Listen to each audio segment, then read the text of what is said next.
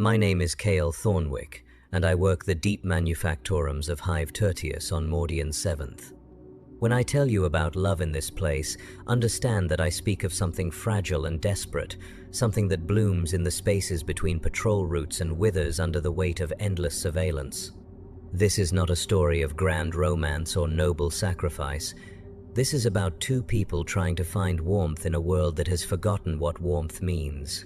The air tastes of recycled breath and metal shavings down here in sub-level Theta 9.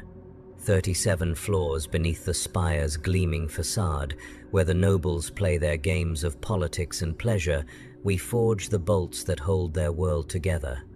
The manufactorum floor stretches for kilometers in every direction, a maze of conveyor belts, stamping presses, and assembly stations that never sleep. The sound is constant, a rhythmic pounding that becomes the heartbeat of your existence. After 18 years of this work, I no longer hear it as noise. It is simply the sound of being alive. I first saw Mira Castellan 3 months ago during the mid-shift rotation.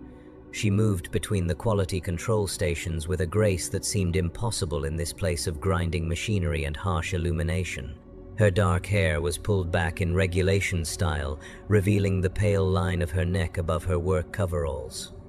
When she looked up from her data slate, her eyes held something I had not seen in years. Not hope exactly, but a kind of quiet defiance against the crushing weight of our existence. The Imperium teaches us that love is a luxury we cannot afford. Personal attachments weaken devotion to the Emperor. They create dependencies that compromise efficiency.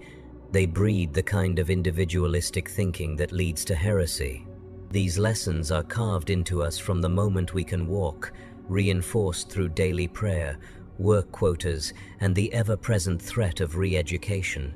Yet somehow, in defiance of all logic and safety, I found myself thinking about her during the long hours of assembly line work. Our shift begins at 400 hours, when the klaxons sound their harsh awakening call throughout the hab blocks.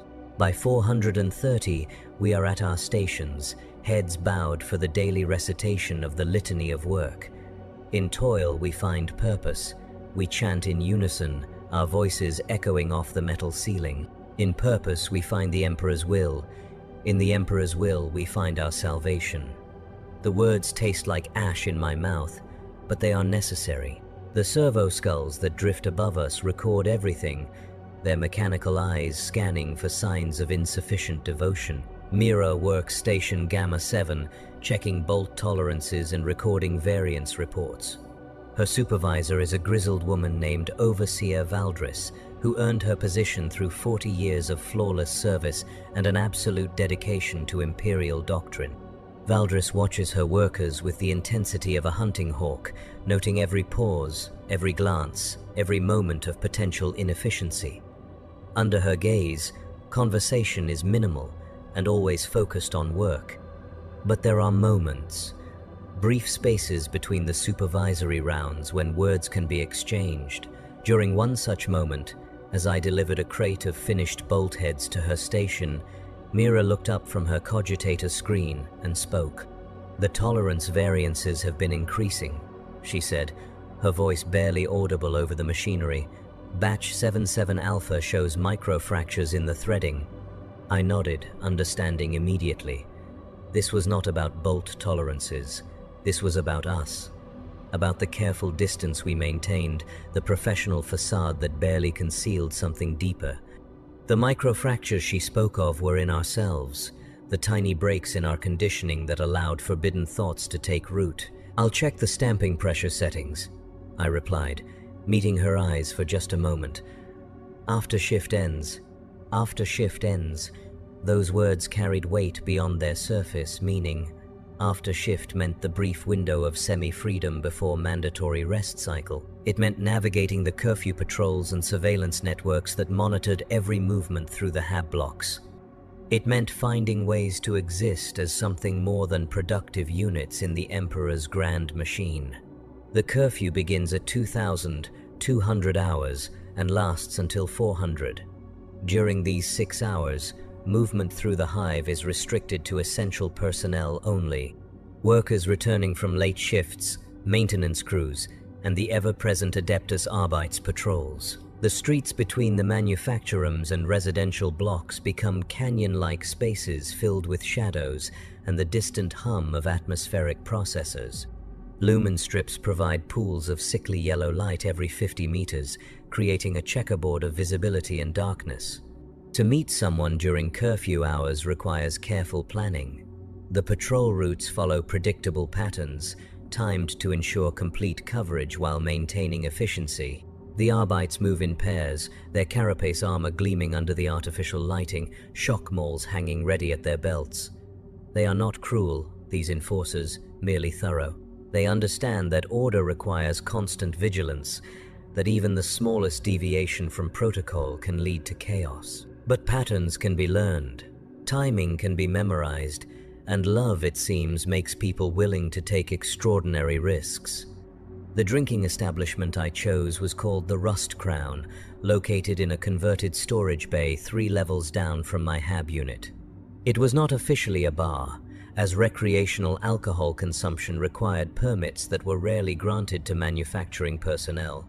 Instead, it existed in the gray space of imperial bureaucracy, technically classified as a nutritional supplement dispensary that happened to serve fermented grain beverages alongside the mandatory protein rations. The proprietor was an ancient man called Jorik, who had lost his left arm in a plasma conduit explosion 20 years earlier. The mechanical replacement that clicked and whirred when he moved was a masterwork of mechanicus engineering, all brass fittings and exposed servo motors. He had served as a tech adept before his injury forced him into civilian life, and he understood the careful balance between following regulations and allowing people the small comforts that made existence bearable. "The usual Thornwick?" he asked when I arrived at 2,147 hours, 13 minutes before curfew began. His mechanical fingers clinked against the metal surface of the bar as he reached for a bottle of something that might generously be called ale. "2," I said quietly. "I'm expecting someone." Jorik's human eye studied me for a long moment. The mechanical one, a red lens set into his scarred socket, whirred softly as it focused. Expecting someone during curfew hours was dangerous. It implied planning, coordination, the kind of personal relationships that drew unwanted attention. "The temperature control has been irregular lately," Jorik said finally, filling 2 ceramic cups with the pale liquid. "People have been coming in to warm up. Nothing unusual about that." I nodded, understanding. If questioned, we were simply 2 workers seeking shelter from the artificially regulated atmosphere. Random encounters, not planned meetings. The distinction was subtle but legally significant. Mira arrived 17 minutes after curfew began. I heard her footsteps on the metal grating outside before the door cycled open, admitting a swirl of recycled air and the distant sound of machinery. She moved quickly, her regulation work boots making soft clicking sounds against the floor. Her eyes swept the dimly lit space before settling on me, and something in her expression relaxed. "The heating in HAB Block 7 is malfunctioning again," she said, loud enough for Jorik to hear. Then quieter, "I thought I might not make it. There's an extra patrol on level 15 tonight." I pushed the second cup toward her, noting the slight tremor in her hands as she lifted it. The fermented grain brew was bitter and thin, but it was warm, and warmth was a precious commodity in the deep levels of the hive. "Equipment failures seem to be increasing," I replied, maintaining the fiction. "Perhaps the mechanicus needs to perform more thorough maintenance rituals." We spoke like this for nearly an hour, our conversation layered with double meanings and careful omissions. To any listening devices, we were simply 2 workers discussing operational concerns and seeking temporary shelter. But beneath the surface, we were mapping the territories of each other's thoughts, finding the places where our carefully constructed facades showed cracks. Mira had been born in the mid-levels, the daughter of a scribe who served the local administratum office. Her childhood had been spent among data slates and filing systems, learning to navigate the endless bureaucracy that kept the hive functioning.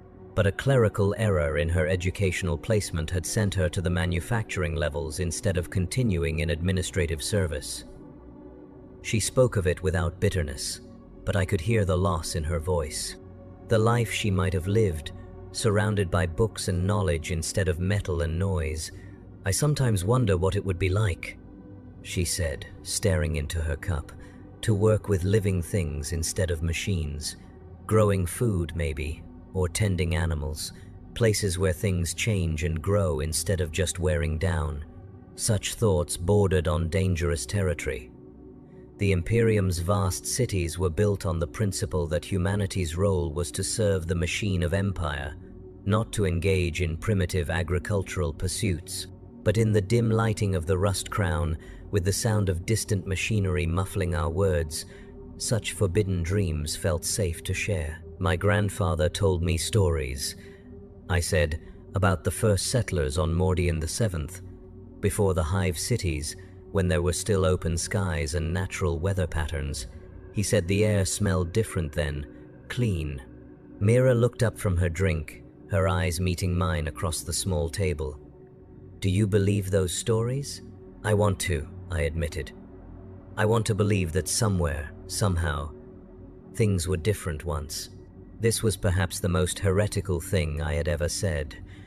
The imperial truth taught that humanity's current state was the natural and optimal order of existence.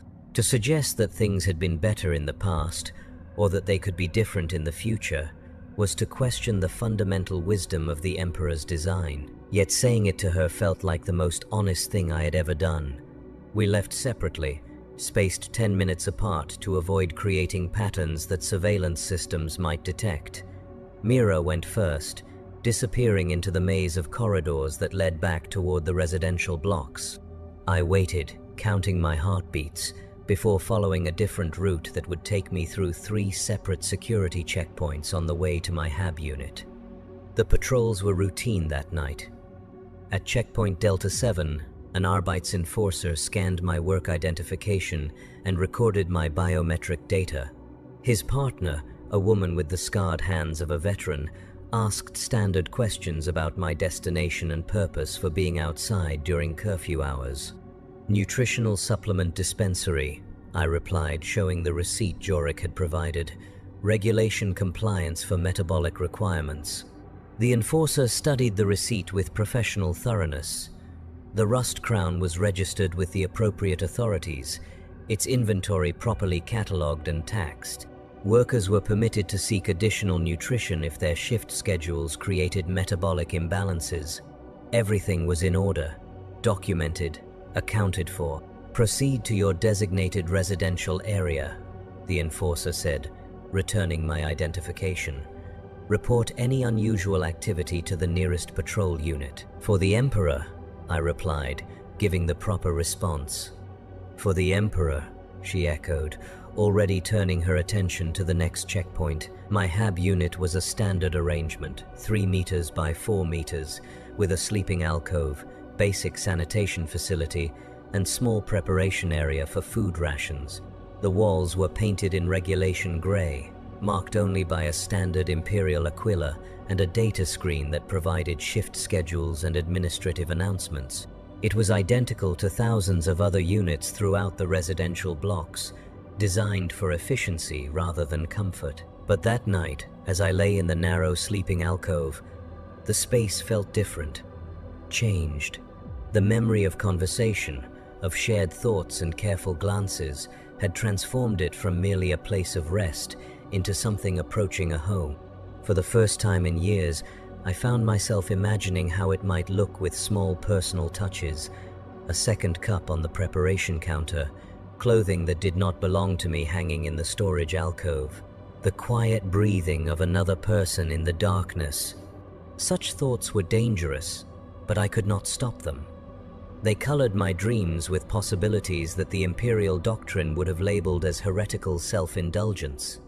I dreamed of conversations that lasted longer than stolen moments, of walks through corridors where we did not have to pretend to be strangers, of a life where love was not measured against productivity, quotas, and surveillance reports.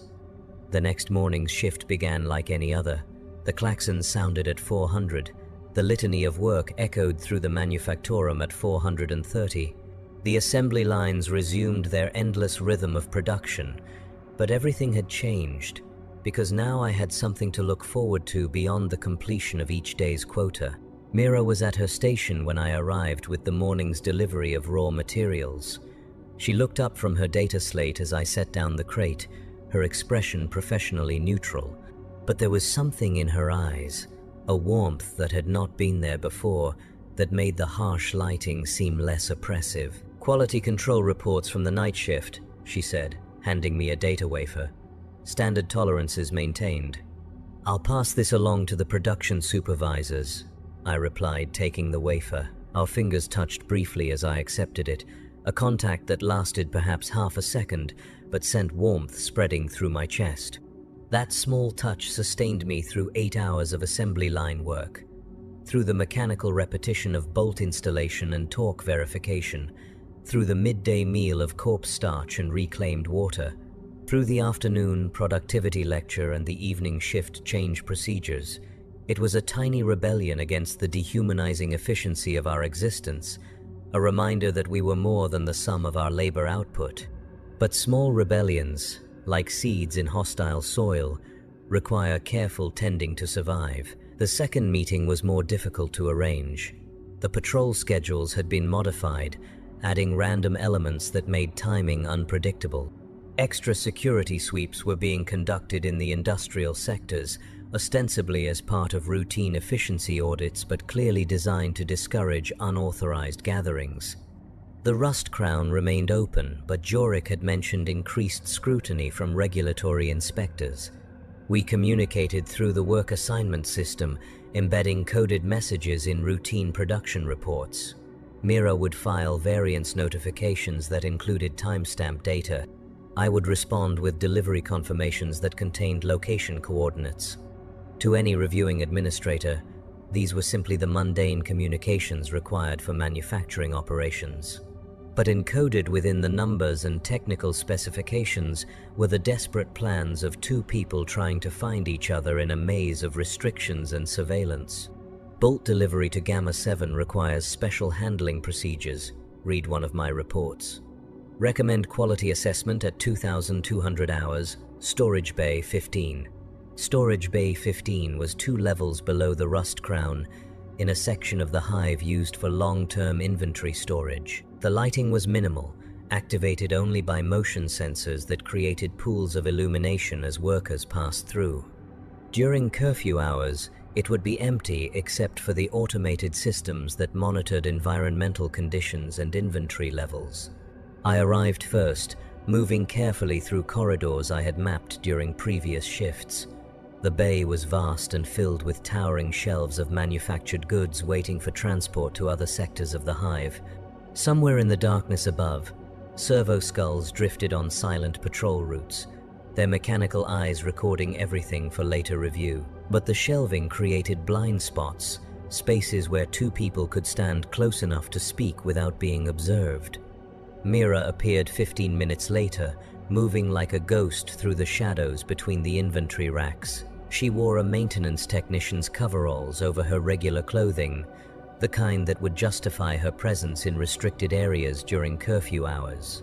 Her hair was hidden beneath a regulation work hood, but I would have recognized her silhouette anywhere. "This is more dangerous," she said without preamble, settling into the narrow space between two shelving units. "The new patrol patterns are more thorough." "I know," I replied, "but I needed to see you again." The admission hung in the air between us like an accusation. Need was not a word the Imperial doctrine encouraged. Need implied dependency, weakness, the kind of personal attachment that compromised loyalty to the Emperor. Good citizens wanted only to serve. They needed nothing beyond the opportunity to contribute their labor to the great machine of empire. But I did need her, in ways that went beyond logic or safety or ideological purity.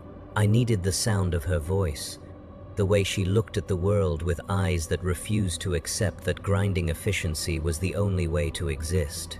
I needed the proof she represented that somewhere beneath the layers of conditioning and control, humanity still survived. "I've been thinking about what you said," Mira continued, her voice barely above a whisper, "about your grandfather's stories, about how things used to be." "Those were just stories," I said automatically. "Imperial doctrine teaches us that the current order is optimal for humanity's survival. But what if it's not?" The words came out in a rush, as if she had been holding them back for days. "What if we're not surviving at all, but just dying slowly? What if this isn't life, but just another kind of death?" Such questions were not merely heretical, they were dangerous to even think. The Imperium's vast surveillance networks monitored not just actions but thoughts, attitudes, the subtle patterns of behavior that indicated ideological contamination. Citizens who asked too many questions about the nature of their existence had a tendency to disappear into re-education facilities or penal colonies. But in the darkness of Storage Bay 15, surrounded by the products of our labor and the mechanical hum of automated systems, her questions felt like the most important words ever spoken. "I don't know," I admitted. "I don't know if things could be different, but I know that when I'm with you, everything feels more real, more alive, like there's something worth preserving in all of this." She moved closer, and I could feel the warmth of her body in the cool air of the storage bay. "Is that enough? Just feeling alive for stolen moments between shifts?" "It has to be," I said. "It's all we have." We stood there in the shadow of the inventory shelves, two small figures dwarfed by the immensity of the hive around us. Above, the servo skulls continued their endless patrol. Beyond the bay walls, millions of people slept in identical hab units, preparing for another day of identical labor. The great machine of the Imperium ground forward, transforming human lives into resources, dreams into productivity, statistics, love into efficiency metrics. But for a few precious minutes, we were more than components in that machine. We were Kale and Mira, two people who had found each other across the vast loneliness of existence and chosen to risk everything for the simple act of being human together. When we parted that night, she kissed my cheek, a brief touch of lips against skin that lasted perhaps 2 seconds but changed everything. It was such a small gesture, barely worth noting in the context of the vast cruelties and endless struggles that defined life in the hive. But it was also an act of profound rebellion, a declaration that despite everything the Imperium had done to strip away our humanity, something essential remained. The third meeting never happened.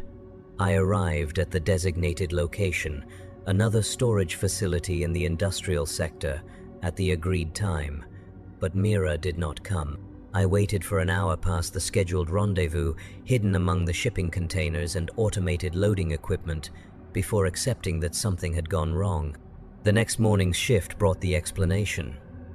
Overseer Valdris made an announcement to the workers at Station Gamma 7 during the morning productivity briefing.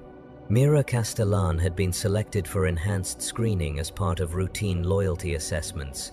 She would be temporarily reassigned to different duties while the evaluation was conducted. Enhanced screening. The word sent ice through my veins.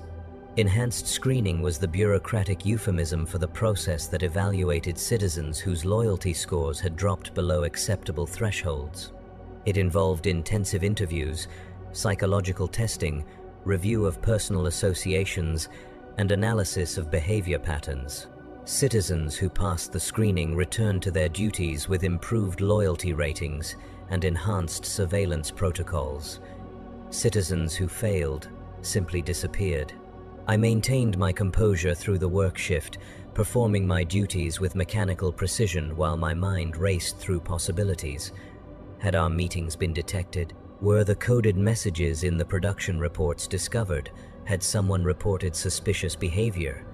Or was this simply random selection, the kind of bureaucratic lottery that occasionally claimed innocent citizens as part of the Imperium's endless hunger for control?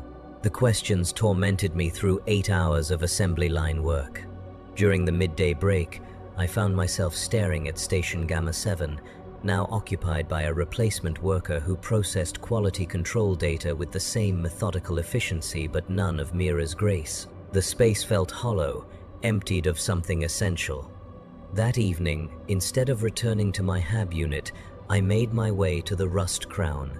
Jorik was behind the bar as usual, his mechanical arm clicking softly as he cleaned drinking vessels with practiced movements. He looked up when I entered, his human eye studying my face with the careful attention of someone who had survived decades in the grey spaces of Imperial society. "Rough shift?" he asked, setting a cup of fermented grain brew on the bar without being asked. "Enhanced screening," I said quietly. Someone I knew. Jorik's mechanical eye whirred as it focused on my face. Knew how well? The question was loaded with implications. Personal relationships were monitored and evaluated as part of loyalty assessments. Citizens who formed inappropriate attachments were considered security risks. If the screening process had identified my connection to Mira, I could be next for evaluation. "Work-related interactions only," I replied, giving the safe answer. "Quality control coordination." "Of course." Jorik nodded, understanding the necessary fiction. "Work relationships are important for maintaining productivity. Nothing wrong with being concerned about a colleague's welfare." We maintained the careful pretense while I drank, speaking only of work quotas and equipment maintenance issues. But when I prepared to leave, Jorik leaned across the bar and spoke quietly. "Enhanced screening takes 3 weeks," he said. "Standard protocol. After that, workers either return to normal duties or receive new assignments. No point in worrying about things beyond your control." 3 weeks. 21 days of uncertainty, of wondering whether the woman I loved was being systematically broken down by Imperial interrogators or simply processed through routine bureaucratic procedures.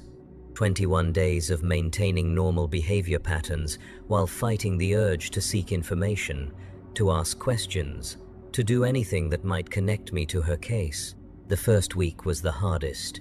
Every morning, I expected to be summoned for my own screening.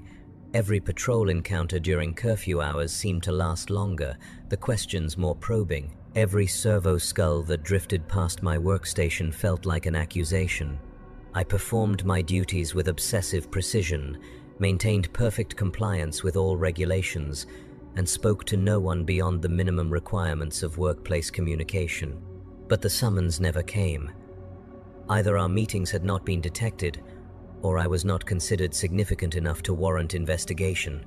In the vast machinery of Imperial surveillance, I was just another manufacturing worker, statistically unlikely to pose any meaningful threat to order and stability. The second week brought a different kind of torment. I began to realize how much of my existence had been reorganized around the possibility of seeing her. The careful timing of my deliveries to Station Gamma 7. The routes through the manufactorum that took me past her workspace.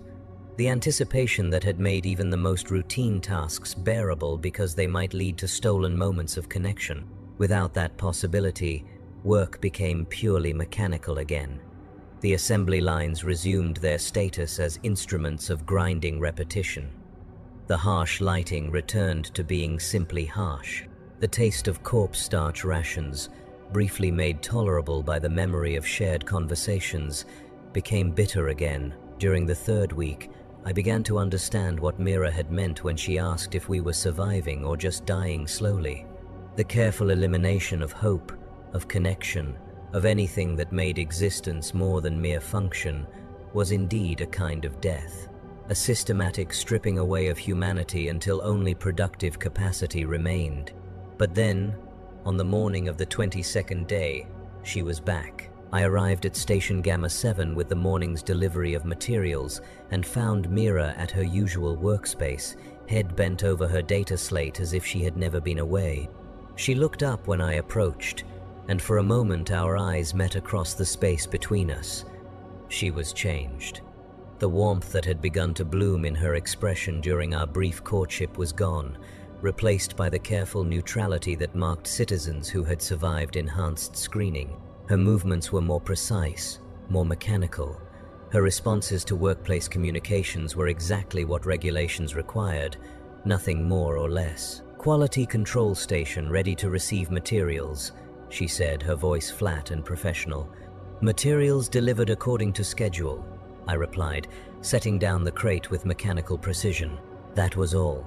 No hidden meanings in the words, no careful touches during the exchange of data wafers, no glances that suggested anything beyond strict compliance with workplace protocols. She had been returned to us, but the woman who had asked dangerous questions about the nature of existence was gone. I understand now what enhanced screening actually does. It does not simply evaluate loyalty and return citizens to their duties. It surgically removes the parts of personality that might lead to troublesome thoughts or behaviors. The process leaves the productive capacity intact while eliminating the human elements that make productivity meaningful. Mira continued to work at Station Gamma 7 for another month before receiving her new assignment. The transfer orders came through routine administrative channels, reassigning her to a manufacturing facility in Hive Secundus on the other side of the continent. Standard personnel rotation, designed to prevent the formation of the kind of local attachments that might compromise loyalty to the broader Imperial structure. On her last day, I delivered materials to her station one final time. She processed the delivery with the same mechanical efficiency she had shown since her return from screening, but as I prepared to leave, she spoke. "Kyle Thornwick," she said, using my full name for the first time since the screening. "I want you to know that I remember everything." The words were spoken quietly, barely audible over the background noise of the manufactorum. To anyone monitoring our conversation, they would seem like a simple acknowledgement of our professional relationship. But I heard the deeper meaning, the message she was risking everything to convey. The screening process had not erased her memories, only her ability to act on the feelings they represented. Somewhere beneath the carefully constructed loyalty protocols, the woman who had dreamed of growing things and questioned the nature of our existence still survived. She could not express those feelings, could not allow them to influence her behavior, but she had not forgotten. "I remember too," I said, giving the only response I could. That evening, after she had cleared out her personal effects and submitted her final reports, Mira Castellan disappeared into the transport network that would carry her to her new assignment. I watched through the observation windows as the cargo lifter rose through the hive levels, carrying her away from everything we had briefly shared. The next morning, her replacement arrived at Station Gamma 7. A young man named Darius, fresh from the educational facilities, eager to prove his worth through devotion to duty and compliance with regulations. He processed quality control data with admirable efficiency and maintained perfect workplace communication protocols. But the space remained empty, hollowed out by the absence of something that had never officially existed. That was 6 months ago. I continue to work the deep levels of the manufactorum, delivering materials and maintaining production schedules with mechanical precision. The assembly lines turn out their quotas of bolts and fasteners, contributing to the vast construction projects that keep the Imperium functioning. The servo skulls drift overhead, recording everything for later analysis. The patrol routes continue their predictable patterns through the corridors and hab blocks. During curfew hours, I sometimes find myself walking past Storage Bay 15, where we once stood together in the shadow of inventory shelves and spoke dangerous words about the nature of existence. The space is unchanged, filled with the same products waiting for transport to other sectors of the hive. But it feels different now, haunted by the memory of two people who briefly found each other in the vast loneliness of the Imperial machine. I no longer visit the Rust Crown.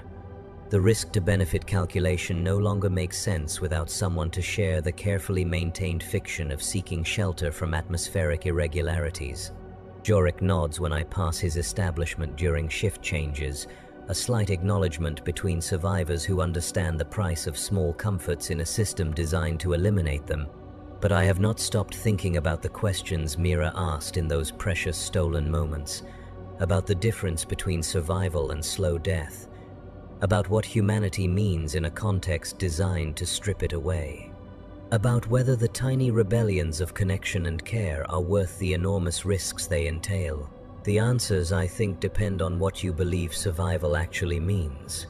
If survival is simply the continuation of biological function within acceptable productivity parameters, then the imperial system succeeds brilliantly.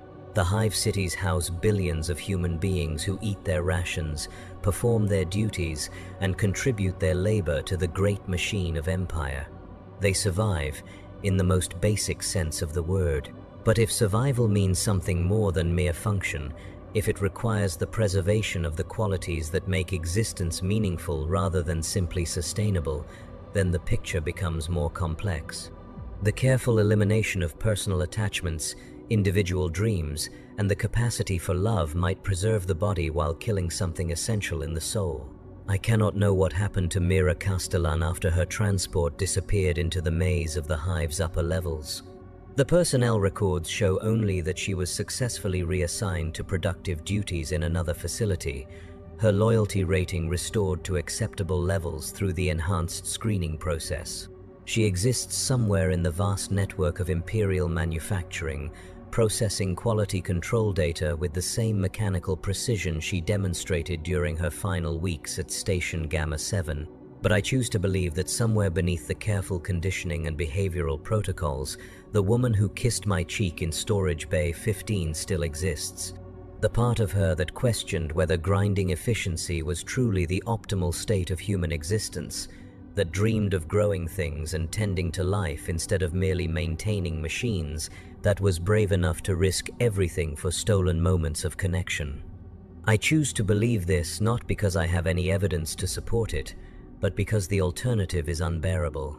If love can be surgically removed without leaving any trace, if the capacity for human connection can be eliminated while leaving the rest of personality intact, then we are not really human at all. We are simply very sophisticated machines, programmed to mimic humanity while serving functions that require no actual human qualities. The Imperium teaches us that such beliefs are dangerous, that hope is a luxury we cannot afford, that love is a weakness that compromises our ability to serve. These lessons are repeated in daily prayers, work briefings, and the constant presence of surveillance systems that monitor every deviation from optimal behavior patterns. They are carved into the very architecture of the hive cities, designed to channel human movement and thought toward maximum productivity. But in the deep levels of the manufactorum, where the sound of machinery becomes the heartbeat of existence, and the harsh lighting makes everything look the same, small acts of rebellion continue to occur. Workers share extra rations with colleagues who are struggling. They cover for each other when productivity quotas become impossible to meet. They maintain careful friendships that provide comfort without crossing the lines that trigger enhanced screening. These are not grand gestures of defiance against the imperial system. They are tiny admissions that humanity requires more than mere function to remain meaningful. They are quiet declarations that love, in its various forms, is not a luxury but a necessity for any life worth preserving. I understand now that my relationship with Mira was never really about romance in the traditional sense. It was about the recognition of shared humanity in a context designed to eliminate such recognition. It was about the proof that even under the most oppressive conditions, people will find ways to connect, to care, to maintain the qualities that make existence more than simple survival. The fact that the system detected and eliminated that connection does not diminish its importance. If anything, the resources devoted to surveillance and control demonstrate how threatening such connections actually are to a system based on the reduction of human beings to productive functions. Love is dangerous precisely because it reminds people that they are more than the sum of their labor output. 6 months after Mira's departure, I received a message through the internal communication system. It was buried in routine administrative data, a minor adjustment to production schedules that contained an embedded timestamp code. Anyone reviewing the message would see only standard bureaucratic information, but the timestamp, decoded according to the system we had developed during our brief courtship, spelled out a simple phrase, "Still remember." She had found a way, despite the enhanced screening and geographical separation and constant surveillance, to communicate across the vast machinery of the imperial system. The message contained no useful information, made no plans for future contact, suggested no actions that might compromise either of our positions. It was simply proof that memory survives, that the connections forged between human beings leave traces that even the most sophisticated conditioning cannot entirely eliminate. I never responded to that message. The risks were too great, and the system we had used for communication was undoubtedly being monitored more closely since her screening. But I kept the message, encoded it into my own routine reports as a meaningless variance in production data, and carried it with me through the endless cycles of shift work and mandatory rest periods. It became a kind of prayer, not to the emperor who demanded absolute loyalty, but to the stubborn human capacity to find meaning in impossible circumstances. A reminder that even in the deepest levels of the hive, where the machinery of empire grinds human lives into resources, love continues to bloom in whatever spaces it can find. The dating scene in Hive Tertius, such as it exists, consists of these tiny rebellions against a system designed to eliminate them. It happens in coded messages embedded in work reports, in brief touches during the exchange of materials, in shared glances that acknowledge common humanity across the mechanical precision of the assembly lines. It survives in the spaces between patrol routes, in the few minutes after curfew, when two people can stand together and speak dangerous words about the nature of existence. It is not the romance of poetry or popular fiction, with grand gestures and eternal promises. It is something smaller and more desperate, measured in seconds rather than years, sustained by memory rather than presence. But it is real, and it is human, and it represents something that the Imperium cannot entirely control despite its vast resources and sophisticated surveillance systems. Those of us who work the deep levels understand this intuitively. We know that our primary value to the system lies in our productive capacity, that we are maintained and fed and housed not for our own sake but for our contribution to the great machine of empire. We know that personal attachments are monitored and evaluated, that love is classified as a potential security risk, that the qualities that make us human are systematically eliminated whenever they interfere with efficiency. But we also know that humanity is resilient, that it finds ways to survive in the most unlikely circumstances, that it cannot be entirely reduced to mechanical function without losing something essential. We know that the tiny acts of connection and care that occur between shifts and around surveillance zones are not distractions from our real purpose, but affirmations of what our real purpose should be. The work continues. Every morning the klaxons sound their harsh awakening call. Every day we recite the litany of work with voices that echo off metal ceilings. Every shift, we perform our assigned functions with mechanical precision, while servo skulls drift overhead, recording everything for later analysis. But in the spaces between official observation, in the brief moments when the great machine of surveillance blinks or looks elsewhere, we find ways to remember that we are more than the sum of our productive capacity.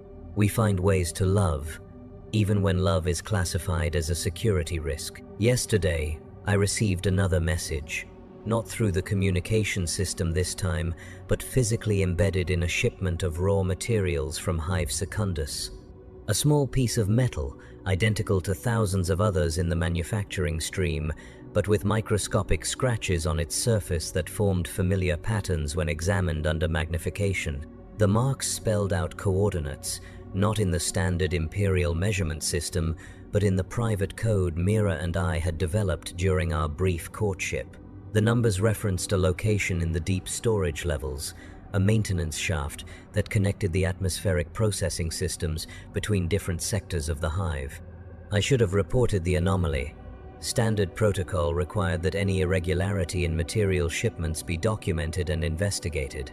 The scratches on the metal surface represented potential sabotage, unauthorized modification of Imperial resources, the kind of security breach that demanded immediate attention from the appropriate authorities.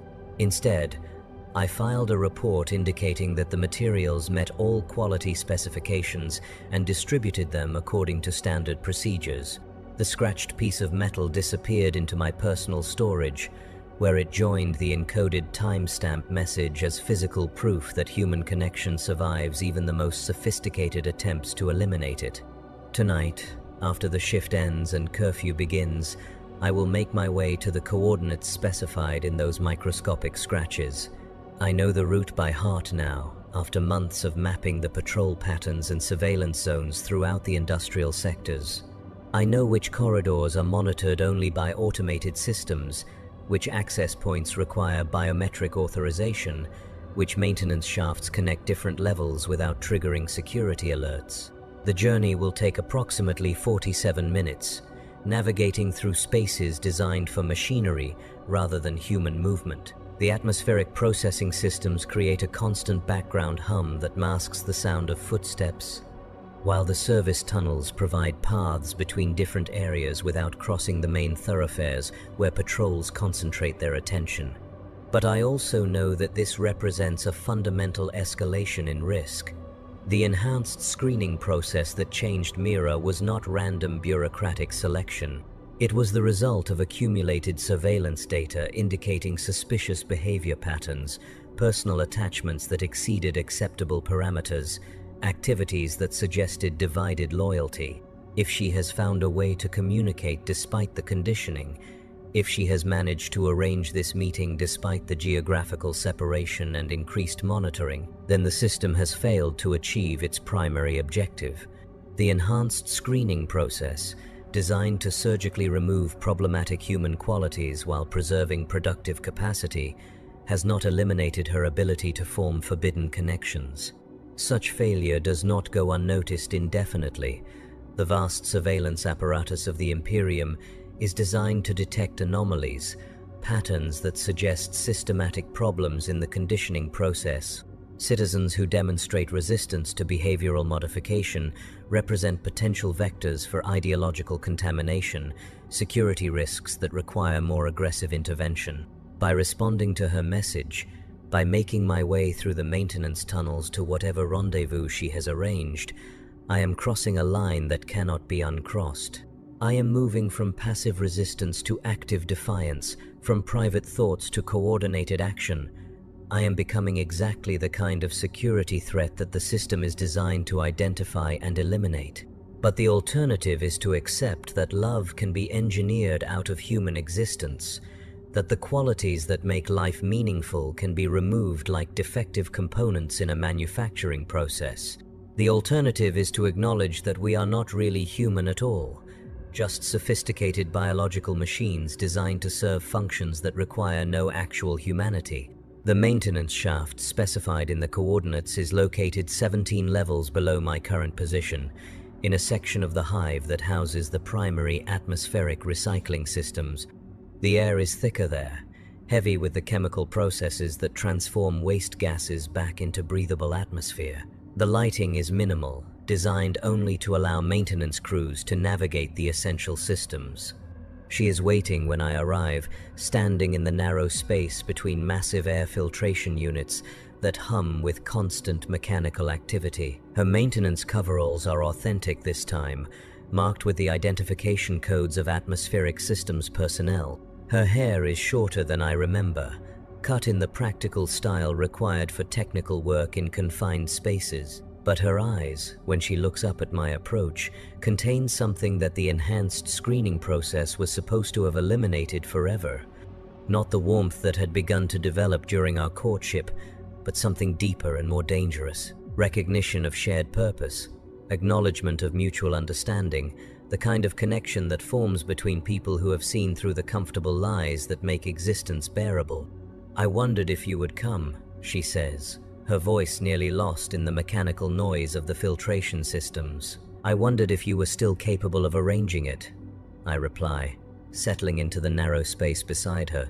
"The conditioning process is not perfect," she explains. "It removes the ability to act on certain impulses, but it cannot eliminate the impulses themselves. They remain, buried beneath layers of behavioral modification, surfacing in dreams and unguarded moments." "That sounds like a kind of torture." "It is," she agrees, but it is also proof that some things cannot be entirely destroyed, even by the most sophisticated techniques. The part of me that loves you still exists. It simply cannot express itself through normal channels.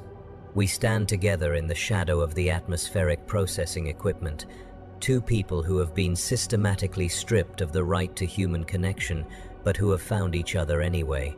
Around us, the great machinery of the hive continues its endless cycle of production and control, transforming raw materials into useful products, human lives into productive functions, love into security risks. What happens now? I ask. Now we face a choice, she says. We can return to our assigned positions, maintain acceptable behavior patterns, and hope that our accumulated deviations remain below the threshold for additional intervention. We can preserve our physical existence by accepting the elimination of everything that makes that existence meaningful. Or we can acknowledge that some things are worth more than survival. That love, even when it is classified as dangerous, represents something essential about what human beings are supposed to be. That resistance to dehumanization is not just a personal choice, but a moral obligation. She reaches into her coveralls and withdraws a small device, no larger than my thumb, constructed from components that I recognize as standard manufacturing materials, but assembled in configurations that violate every safety protocol I have ever learned. The device pulses with a soft blue light that seems to sync with the rhythm of my heartbeat. What is it? A transmission beacon, she explains, designed to broadcast on frequencies that are not monitored by standard surveillance systems. It can send a simple message, coordinates and timing data, to similar devices throughout the hive network. A message to who? Others like us, people who have been processed through enhanced screening but who retain some capacity for human connection. Workers who have discovered that the system cannot entirely eliminate the qualities that make existence meaningful. Citizens who understand that survival without humanity is not actually survival at all. The implications are staggering. She is describing not just individual resistance, but organized coordination, a network of people who have somehow maintained forbidden connections, despite the most sophisticated conditioning techniques the Imperium can deploy. A conspiracy of love, hidden beneath layers of behavioral modification and surveillance protocols. How many? I ask. More than you might expect, fewer than we need. The enhanced screening process creates a population of citizens who remember what they have lost, who carry the psychological scars of systematic dehumanization. Some break under the pressure, accepting the elimination of their humanity as the price of continued existence. But others find ways to resist, to maintain connections that should no longer be possible. And what do these connections accomplish? What can a network of love accomplish against the machinery of an empire?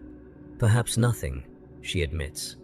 Perhaps we are simply prolonging our own suffering, creating elaborate justifications for hope in a context that has systematically eliminated all rational basis for hope.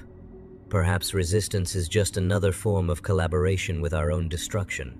She pauses, studying the device in her hands with the careful attention of someone who understands its true significance. But perhaps the act of resistance itself matters more than its practical consequences. Perhaps the preservation of human connection, even in impossible circumstances, represents something valuable regardless of whether it achieves any strategic objectives. Perhaps love is not a means to an end, but an end in itself, worth preserving even when preservation seems futile. The blue light of the transmission beacon pulses more rapidly now, synchronized with patterns I do not recognize but which feel familiar in ways that bypass rational analysis. Around us, the atmospheric processing systems continue their work, filtering the recycled air that keeps millions of people alive in the artificial environment of the hive. If I activate this device, she continues, if I send the signal that will connect us to the broader network of resistance, we cross a line that cannot be uncrossed. We become active participants in something that the Imperium will classify as sedition, heresy, treason against the fundamental order of human existence. And if we don't, then we return to our assigned functions. We process quality control data and deliver materials, and recite the daily litanies with voices that echo off metal ceilings. We preserve our physical existence by accepting the systematic elimination of our humanity. We survive in the most basic sense while dying in every way that actually matters. The choice, when presented so starkly, seems almost absurd. Risk everything for the possibility of meaningful human connection, or accept guaranteed survival in exchange for the elimination of everything that makes survival worthwhile. Gamble our lives on love, or preserve our lives by abandoning love forever. But I understand now that this is not really a choice at all. It is simply the revelation of choices we made long ago, perhaps without fully understanding their implications. The choice to value something beyond mere function. The choice to believe that human beings are more than sophisticated biological machines. The choice to love, even when love is classified as dangerous. Activate it, I say. She looks at me for a long moment, searching my face for something I cannot name. Then she presses a small control surface on the device, and the blue light shifts to a steady red glow that seems to fill the entire space between the filtration units. For perhaps 30 seconds, nothing happens. The transmission beacon continues to glow, the atmospheric processors continue their mechanical humming, the surveillance systems continue their endless monitoring of every space in the hive where human beings might gather.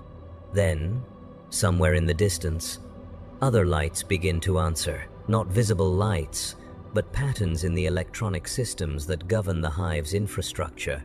Tiny fluctuations in power consumption that spell out messages in code, brief modifications to data streams that carry information between different administrative sectors, microscopic alterations to the endless flow of information that keeps the great machine of the Imperium functioning. The network is responding, throughout the industrial levels, in hab blocks and manufacturing facilities, in storage areas and transportation hubs. Devices similar to ours are acknowledging the transmission. People who have been systematically stripped of the right to human connection are revealing themselves, announcing their continued existence despite everything the system has done to eliminate them. How many? I ask again, watching the patterns of response multiply across the various displays. More than I hoped, she says. More than should be possible given the efficiency of the conditioning process.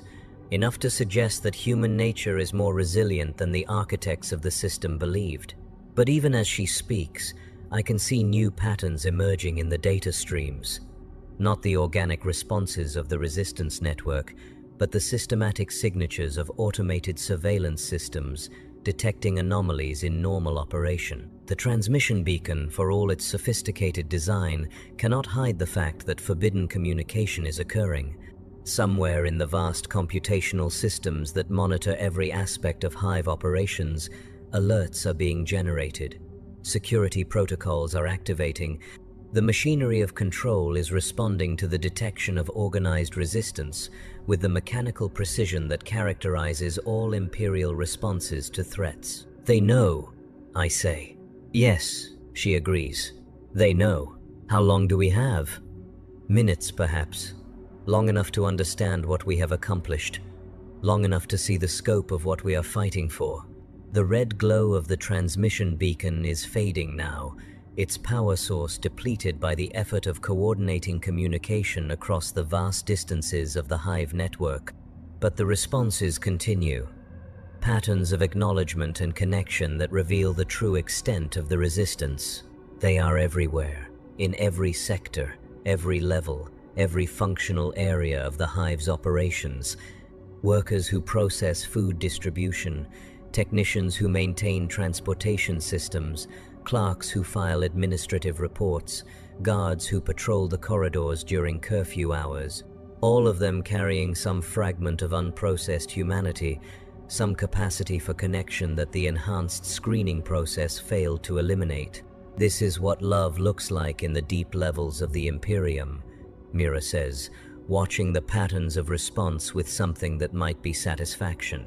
Not romance or passion or the grand gestures of popular fiction, but the stubborn refusal to accept that human beings can be reduced to mere function. The insistence that connection matters more than survival, that some things are worth preserving even when preservation seems impossible. The sound of boots on metal grating echoes through the maintenance shaft, still distant but approaching with the steady rhythm of professional search patterns. The Arbeits response teams have located our general area and are conducting systematic sweeps to identify our exact position. We have perhaps 2 minutes before they reach this section of the atmospheric processing system. "Do you regret any of it?" she asks. "The meetings, the messages, the risk we took just to prove that we were still human? All of it.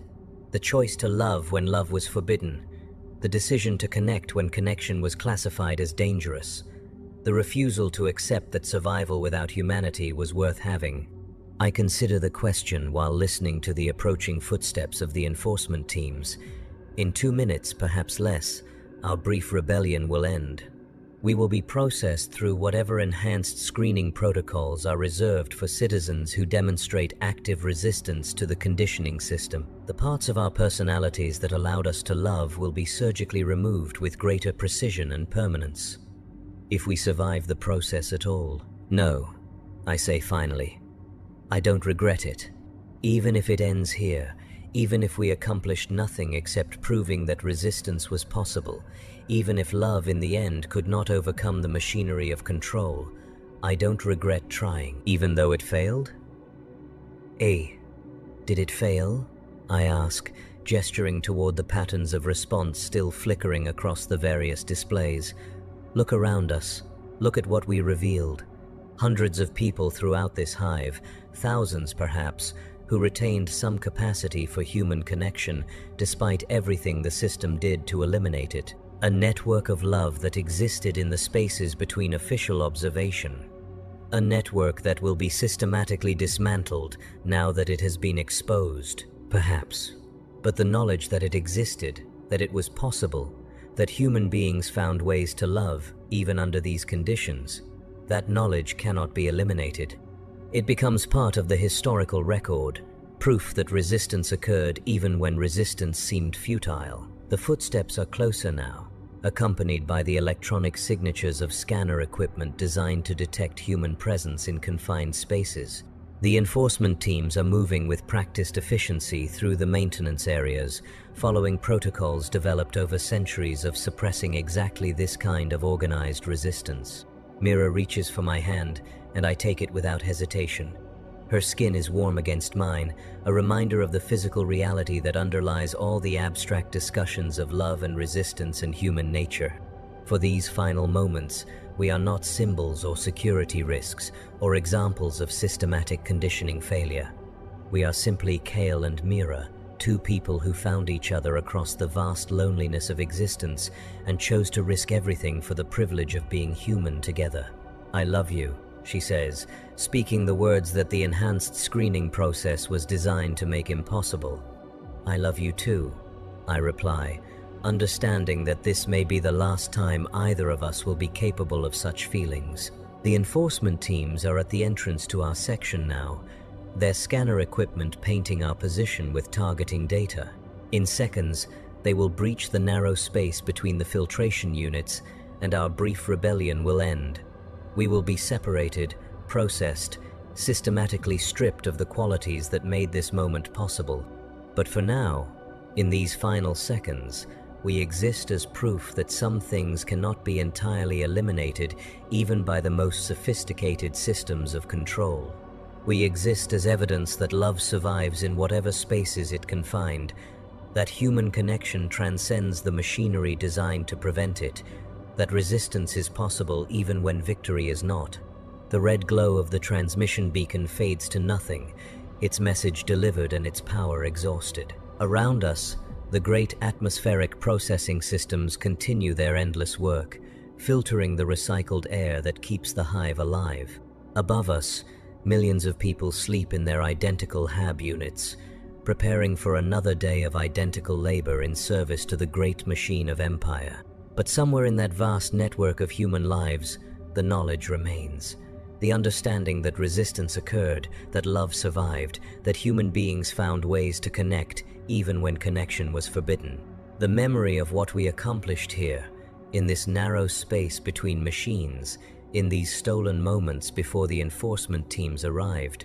Perhaps that is enough. Perhaps the preservation of that knowledge, that possibility, that proof of human resilience, justifies the risks we took and the price we will pay. Perhaps love does not need to triumph to be worthwhile, does not need to overcome the machinery of control to serve its essential purpose of reminding us what we are fighting to preserve. The footsteps have stopped. The scanner equipment has completed its analysis. The enforcement teams are preparing to breach our position with the mechanical precision that characterizes all Imperial responses to resistance.